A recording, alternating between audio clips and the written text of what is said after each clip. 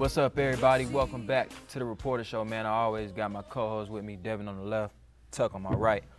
We got some exciting things this week. So, of course, you know we're going to kick this thing off with football. Football had a matchup against Louisiana Christian, which those of y'all who don't know, which I'm pretty sure if you keep up with football, you probably know, but these are the defending champs from last year of the conference.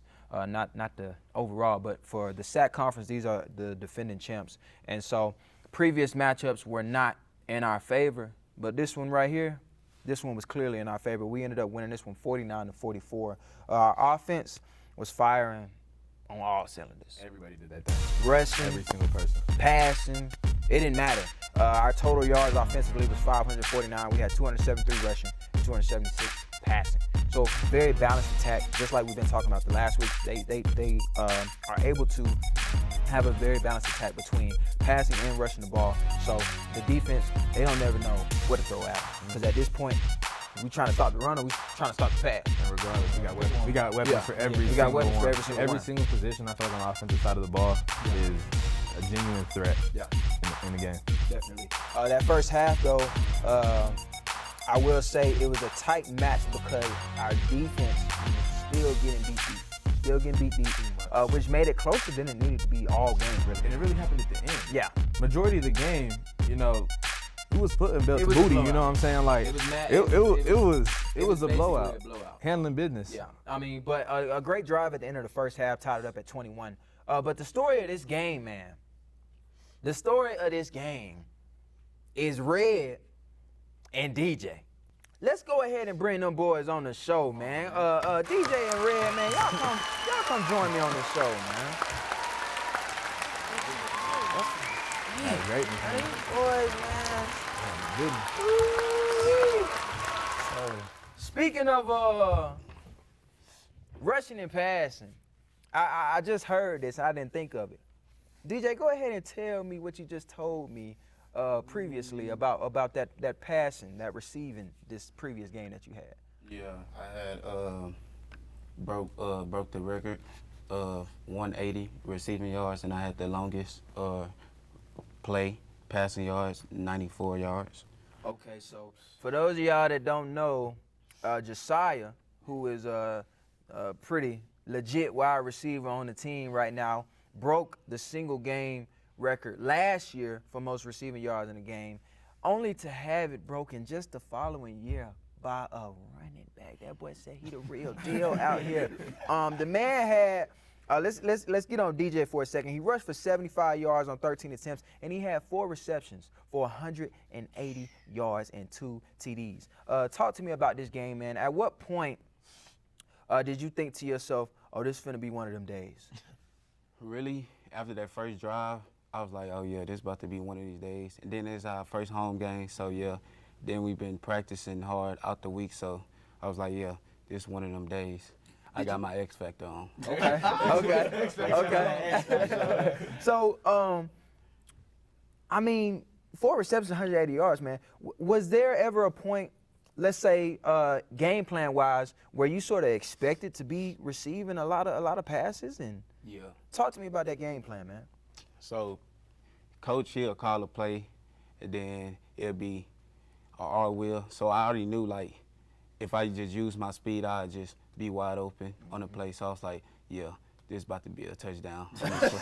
he be slipping through every time. Yeah. Like, you see the defense know when they screwed, bro. Like you see the too late reaction, bro. Like every time. Absolutely. And now let's touch on Red, man. He rushed for 139 yards on 13 attempts, and the boy had a hat trick with TD. That boy had 3 rushing TDs. He counted them out, right? He counted them out on the screen. I see you doing them, counting them. Talk to me about your game as well, man. I know that defensively, Louisiana Christian likes to press on the receivers a lot, so they're not playing off of the receivers. I know the DBs in that secondary like to play tight to the line. They play an aggressive defense.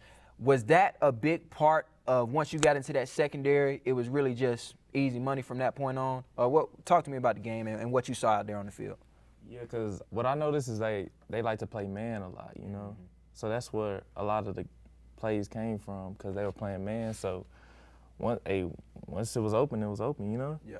And I would like to also give a big shout out to the O-line because, you know, all the holes I had, man, I had. Absolutely, man. And for you, what was the most exciting TD for you? I mean, when you get to 3 TDs, you probably already turned. But talk to me about one of the most exciting players from that game for you.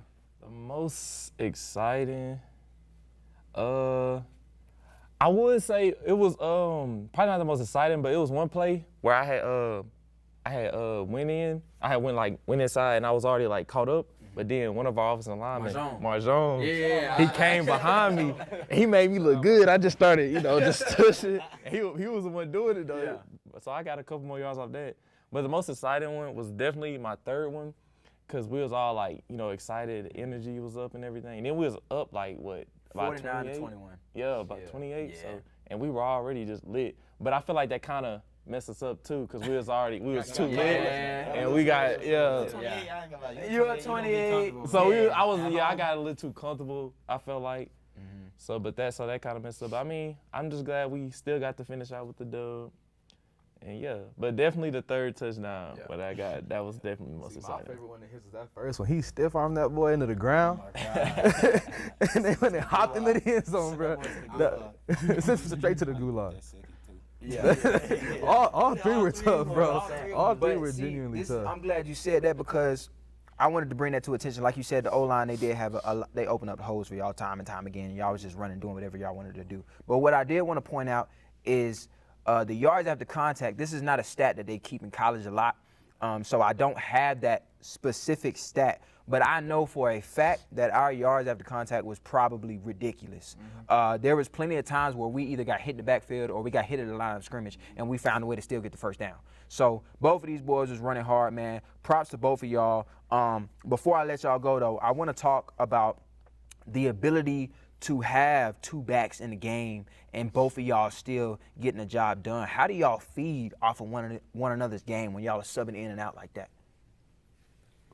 Well, I'll say I feed off of him just because like that one run, he stiff on that dude. I was just too excited when he stiff on him. So I feed off of that when his energy up too.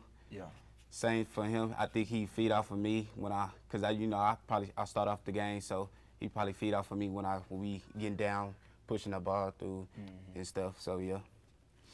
Yeah, I would say the same then because I feel like because a lot of times when he like make big plays, I don't be trying to like just like run out there. Cause I be like, you know, sometimes we want them to finish it, but then also I don't want them to get too tired, you know. So you know, we try to just feed off each other, man. Keeping it out. Yeah. Man, go ahead. I do want to add this. DJ, you've been doing your thing for the past 3 years. Red has had more of had to wait his turn a little bit.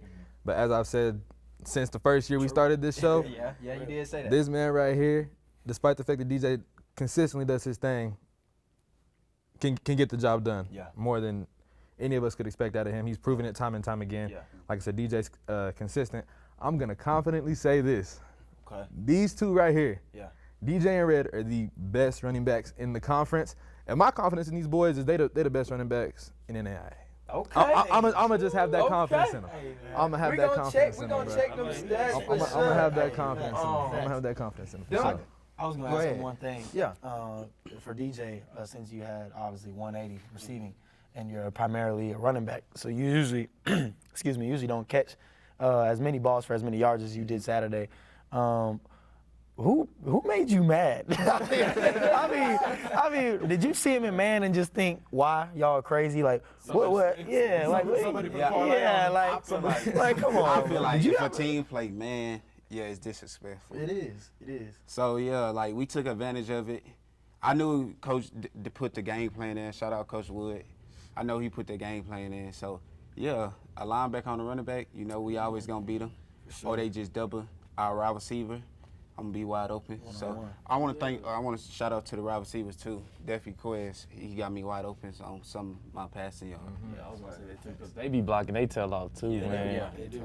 And then that's why I said the third one was my favorite too, because when I had got in the end zone, Quez got the ball and he was feeling like he was for the kick it, and then the ref was I almost called it back, man. That ref got mad.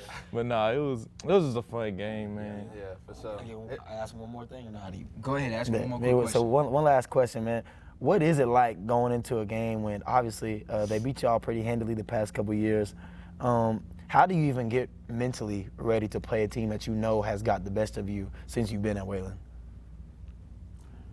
You know, because it was ugly last year, but it was ugly for them this year. Yeah, so exactly. like what was going through y'all's head? I feel like shoot, this is our first home game, and then we got a new OC. So I was just ready, and then I would listen to some music. So I think the music really got me crunchy. So you listen to tell the people who you listen to. I listen to YB. I need that YB. Come on, man. He wake up to At least YB, bro. YB. He was Set a bad example for the kids out there. Hey, if you got the job done, it got the job done. Yeah. What would you say about that, Red? Yeah, I would. Yeah, definitely the home energy and everything, man. And it was just like, we also just wanted to prove to everybody that it's a new year, and we're tired of like, you know, I ain't gonna say disrespect, but you know, a lot of people don't. Disrespect, 100% disrespect. Because you know, a lot of people they see Wade on the schedule, they be like, oh yeah, cakewalk, easy. Yeah. So They you call us know, the underdogs. yeah, a lot of we're the underdogs, but we finna change that now. So Yeah. we just want to keep putting on the show for y'all, and we love the fans. For sure. I mean, Kinda do, yeah. it's like I said, just like I said earlier, there's weapons on every position on this offense, and on top of that, they're all together. They move as one unit. It's like they said, Quez and them blocking their tail off, the O-line blocking their tail off, making that extra effort to make plays happen for these guys. Davian handling business time and time again, staying consistent. Saw him have some pretty good rushes. Threw the ball great. Did he have a couple overthrows? Yeah.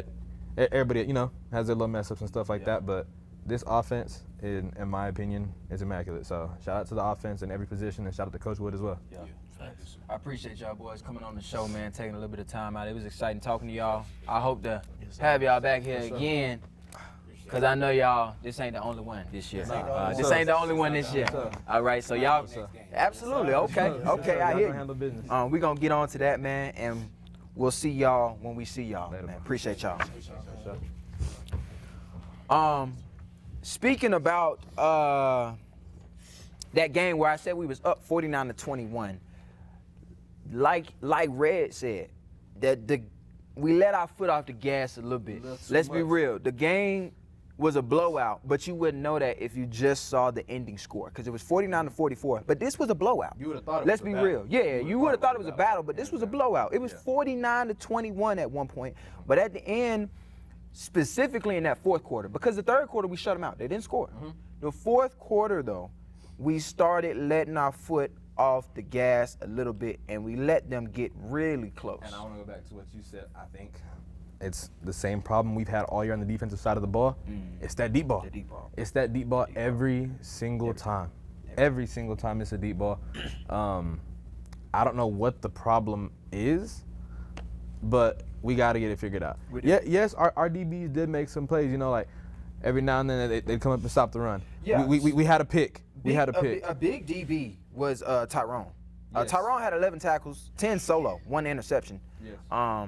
So it's not like none of them were handling their business, but it's just like as a whole, as a unit. It's them plays that are big plays that make a big difference that we can't afford against better teams. I get that this team was the defending conference champs, but it's a new year. Yeah, it is a new we year. have clearly proved that it is a new year, and so those mistakes that we've seen a little too much throughout the season on that DB side of things, we have to get those cleaned up as we get later into the year. I think we, like you said, we had a couple individuals who had solid games that are DBs and just in the secondary.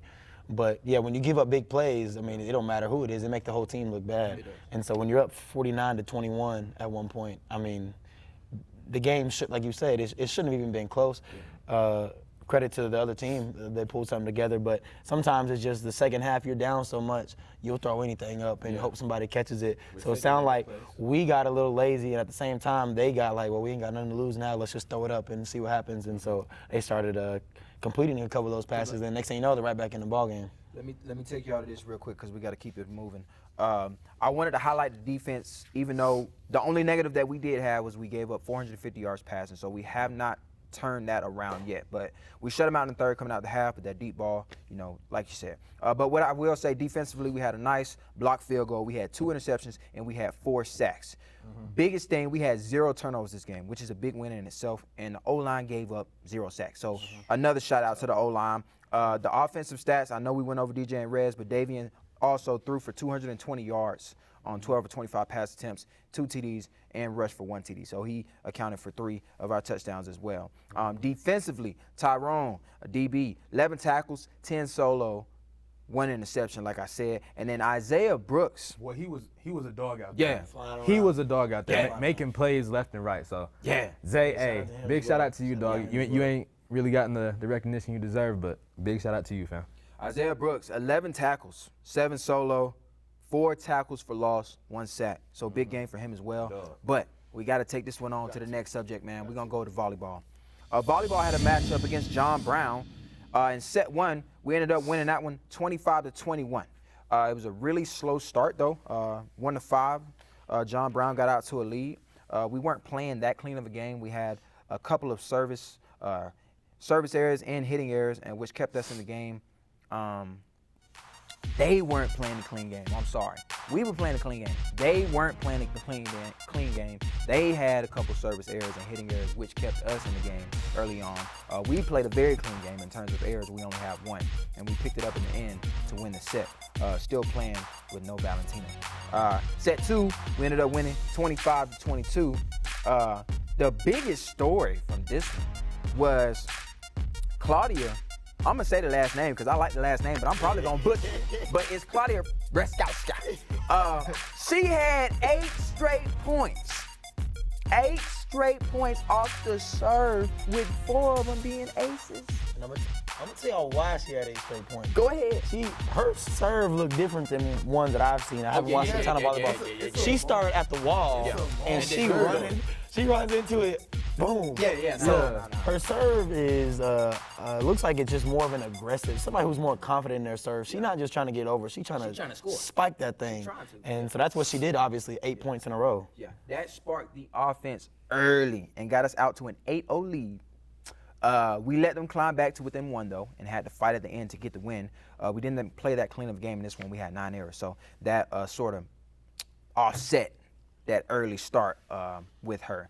Set 3, we ended up winning 25-22, so we swept them 3 sets to none. Another slow start, though. We were down 10-17 at one point, but that's when we really started to climb back. We had a couple blocks by Claudia, so she had a really big game against, this is John Brown, my bad. She had a really big game against John Brown, and we fought out an ugly win after being down. Some stat leaders from this one, Claudia, she led blocks with 4 and added 4 aces and 5 kills. Selma led kills with 10, and Diggs with 17 and added 1 block. And Jordan led assists with 14 and added 1 ace and 4 digs. Let's go ahead and get to their next matchup against College of the Ozarks, and then we'll break down a little bit more for them. Set 1.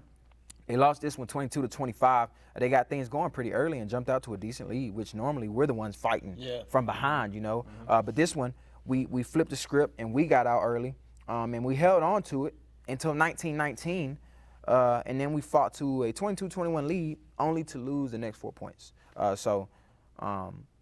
don't know, maybe they like to fight from behind, but when you get out like that, you got to stay on them. Yeah, you got to stay ahead. Set 2, we lost this one 15-25. This one was just not a good set at all. We played very bad. They jumped out to a 6-0 lead, John Brown did, and we fought back to 15-15, but we allowed them to score 10 straight points. Which you can't afford that. 10 straight points. At all. Remember last week when I said they allow teams to go on runs? You do. This is another scenario right there. 10 straight points. We only had 8 kills, and we committed 7 errors. So it's like, that's a very low hitting percentage. You don't get much out of that. So let me break down these last 10 points for y'all because I found that very interesting. Last 10 points, the Ozarks, they had 5 kills from the same girl, 2 blocks from the same girl. We put up 2 bad sets and 1 hit out of bounds. So I ain't gonna say we let one girl, but we let one girl score 10 straight points on us. We got to figure that out. We can't have the runs, man. We can't have the runs. We put ourselves in. We dug too deep of a hole for Yes, ourselves. we did. And not only on the scoreboard, but from a mental aspect as well. Like, if you can't will yourself to stop one person, your team is going to get beat. It's that simple. We cannot afford to let that happen time and time again. Especially like it's an early game on a Saturday. Not a whole lot of people there. College of the Ozarks is on the road. You can't let a team who they're just waiting for you to put them out. I mean, they just want you to put them out so they can go home. And then they score 10 points in a row, and now it's like, well, they got all the energy. They're lit on the bench. And so you just can't let a team go on that big of a run because they can turn that into just snowball from there. Too much momentum. Yeah, too much momentum. But the thing was, we did shut it down a little bit. We won the next 2 sets, but we got to set 5, and we ended up losing set 5, 8-15.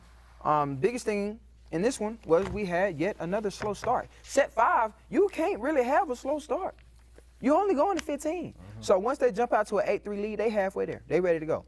Defensively, the Ozarks played really great, though. They just outplayed us in that last set, man. And I want y'all to listen to this interview that Yakamazi had. Our setters we just have a lot of setters out there, and that causes a little bit of timing issues. You know, you ran a 5-1, so when one setter is getting off, it is. All those setters get the same, and we're not getting all the same reps, and so that's a challenge. So, like I told the hitters and the setters, until you set each of our players 500 times each, you're not going to have the timing. And it's not going to connect. And so when's that going to happen? Well, next year, if we're running like 3 setters, which we've been doing lately. So hopefully we get things figured out a little bit more with our consistency and trust. So as you heard there, it's hard for us to get the offense going consistently when we are continuously switching out setters. I think we have 3 in now. We're switching them out consistently. I think there's 3 setters that are just in and out and in and out. So that's gonna cause some problems. It just is. Inconsistency. Yeah, it's gonna have some inconsistencies, and we ended up losing this one when I really don't think that we should have. No. I think I'm not gonna say if there was a game to lose because I was expecting us to go 2-0, of course. But John Brown was easily the better conference opponent, and we swept them. We beat them. I mean, we killed them. This team, who was 4-5 in the SAC, or 3-5, I believe, before they played us. I mean, we should have ran through them easily. Probably swept them, honestly, but credit to us for bringing it to 5. But man, that's one you got to win, especially at home. Absolutely, man. I think should have been one in the 3-0. Yeah. Oh yeah. I mean, it should have been handled easily, but we didn't take care of business, and we're just gonna have to keep it going. Some stats from this one: Selma, she led kills with 20, added 1 ace and 17 digs.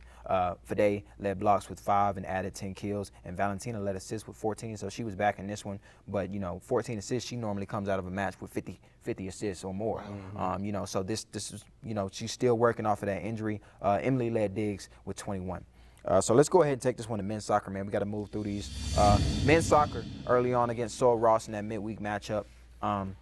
We ended up winning this one, I think, 2-0. What I will say, I didn't realize.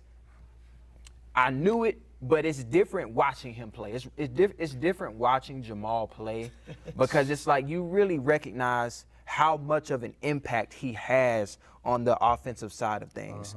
Between controlling the ball, passing the ball, getting everybody going in the right direction so that we have more opportunities to score. What I noticed, I checked the stats, and every game that he's been in, except one, he's been a part of the scoring, whether it be a goal or an assist. So as you can see, that's a huge part of our driving offense. factor. Yes. I feel like him being on the field has our offense has a different aura to them. His leadership really drives what they do. Yeah. And so it was a pretty dry first half in terms of shots on goal. We had, I believe, only 2 shots on goal for both teams. We were pretty consistent in our attack, though, as I said, with Jamal up there leading the way. We had some good passes that just didn't pan out. But in that second half, as usual, whether it be the other team or us, things opened up offensively. Jamal was able to find his way past the defender for a pass to Dario to score the first goal, and then he followed that up just 5 minutes later. And that's 5 minutes later in soccer is really quick. 5 minutes later in soccer is rather quick. And he scored a goal himself to make it 2-0.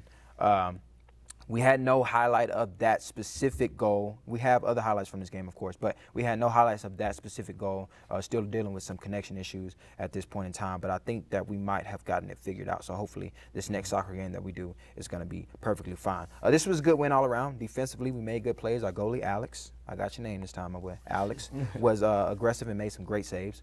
We kept the pressure on offensively and controlled the second half. Some stats from this one was Jamal with 1 goal and an assist, and Dario had 1 goal as well. Now let's talk about this next matchup that they had against MacU.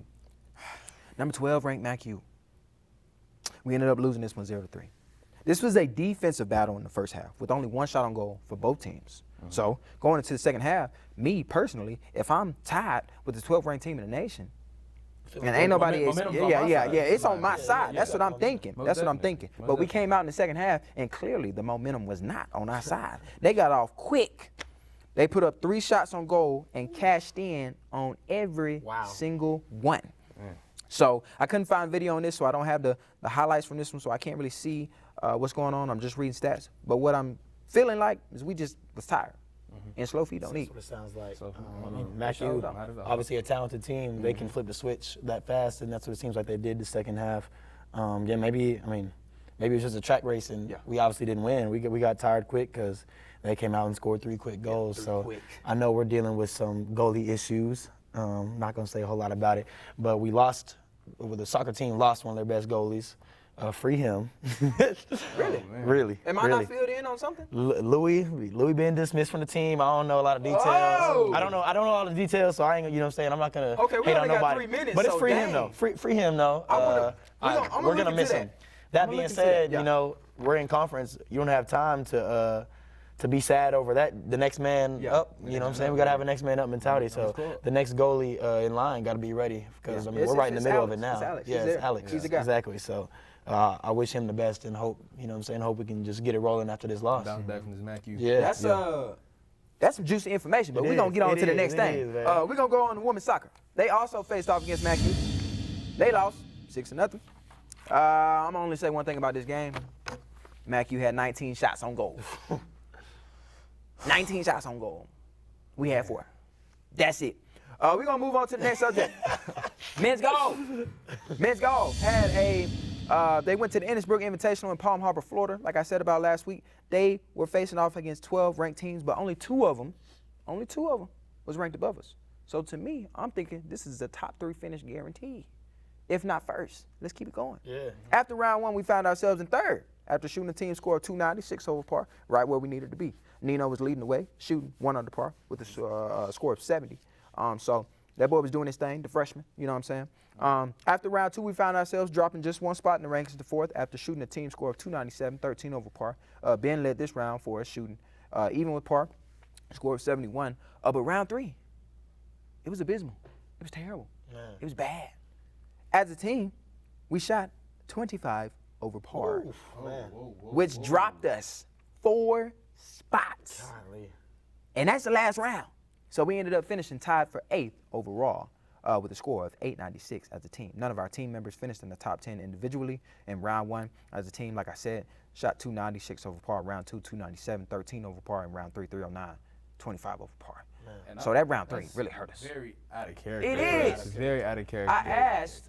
I said, what happened? And, you know, I'm thinking maybe some rain, maybe some wind, but it just happened to be one of them days where they didn't have it. Which that happens in golf. It happens. It genuinely does happen. Yeah. You know, you're going to have those days where you were missing the simplest putts. Exactly. That's a regular day for Dev at the golf course. but for us, for a defending NCAA national champion, man, that's out of character. That hurts. I mean, some teams would be excited. That hurts. Some teams would be excited to finish 8th. I mean, that would be a blessing for some teams. But for us, who used to be in top 3, mostly first every tournament, that's, you know, we don't like to see that. It must have just had obviously a horrible last round. It was. From the women's side, they only had 3 team members right now, so they can't place in the team rankings, but they can place individually. They were also facing off against some stout competition. They had 11 ranked teams on their side, but none of the girls ended up placing in the top 10 in this tournament. But what I will say is that all of these girls are freshmen. This is a young team. They got some time to grow, and you know, if they stay here 4 years under the coach that is now the men's coach. He's the men's and women's coach as well. So, you know, he's going to take care of things. So they're going to be all right. Let me go ahead and jump into this cross country really quick. Women's side was a 5K out of 46 contestants. Our highest place runner was Immaculata Felipe Delgado at 14th with a time of 20:40 on the men's side. The 8K, we finished second as a team out of 6 teams. Jay Sanchez, also out of 46 contestants, placed second with a time of 24:36. Yeah, he moving. Evans Pololet placed 6th with a time of 25:30. Matthew Gordon placed 8th with a time of 25:44. The upcoming games this week, Tuesday, midweek games, soccer at Central Christian, both men's and women's. Friday, volleyball at MacU away. Saturday, volleyball, also another one away at USAO. And the only home matches we have this week is soccer, both men's and women's, versus Nelson, which, of course, Sagu, at 11 and 1:30. And then football, also home again against Ottawa of Arizona at 4. So y'all got games to check up, and y'all will be all right. The only PSA I got is Megan Nestor was inducted into the Women's Basketball Hall of Fame, so big shout out to you. That's all we got this week, man. We'll see y'all same time next week.